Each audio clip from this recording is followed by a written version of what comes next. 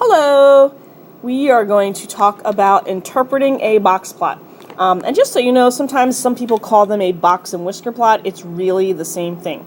Alright, I want you to get your toolkits out, and you need to turn to page 32. Pause this if you're not there yet, and unpause when you are ready.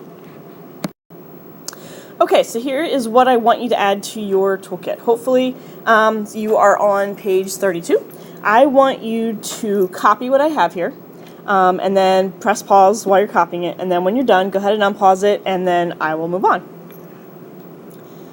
Okay, so notice I made a nice scale. Every two blocks happen to be 5 points, whatever they might be talking about.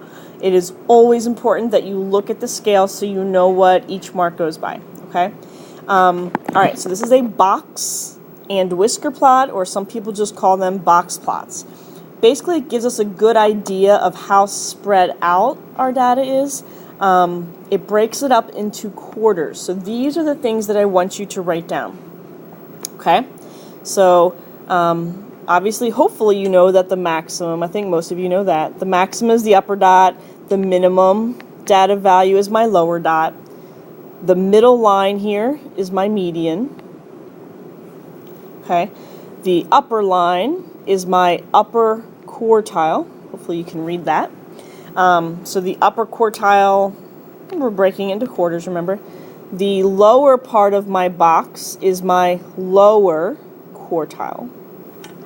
Now those are important. If you look over to my right, IQR stands for interquartile range.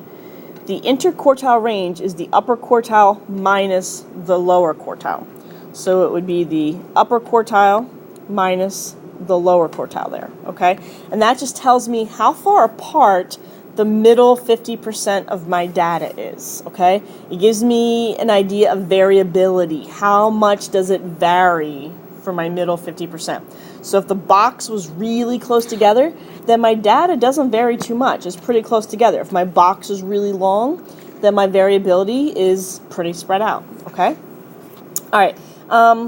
So those are the main things that we can get from it. Now here's what else I want you to write down. Let me get another color here. Let's pick red. All right.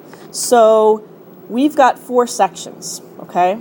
We've got, let's say, section 1, section 2, section 3, and section 4. Each section, maybe you want to write that down. Each section equals 25% of the data. So it doesn't have anything to do with my mean or anything like that. It just means that's, so if I took however many data pieces I had, I sorted them from smallest to biggest, and I broke them into 4 equal parts. Because they're 4 equal parts, that's 25% each. Each part would be 25% of my data. So that allows us to answer questions such as, 25% of the data, in this case, is 10 or below. Okay, you don't necessarily have to write this down. I just want you to think about it. All right, so the 10, there's 25%. I look down, there's my 10. So 25% of my data is 10 or below. I could say 75% of my data is 10 or above. So again, if we look at the 10, look, 25, 50, 75% of my data is above 10, okay? Let's see, I could say 50% of my data is 15 or below. Or I could say is 15 or above. Another thing that's pretty important is I could say my middle 50% of my data is between 10 and, sorry for my handwriting here, 27.5 it looks like. if I was going to guess. Okay, so it just kind of gives us a spread.